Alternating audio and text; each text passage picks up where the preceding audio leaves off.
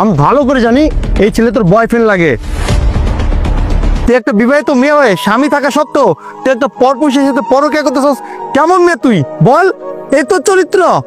আর শোন, তুই মনে মনে ভাবতেছ যে আমি এখানে কিভাবে আসলাম। তুই যখন বাসা থেকে বেরোচ্ছিলি না, তখন তো ব্যাগে আমি জিপিএস টাকা লাগাইছিলাম। দাঁড়া, এই দেখ,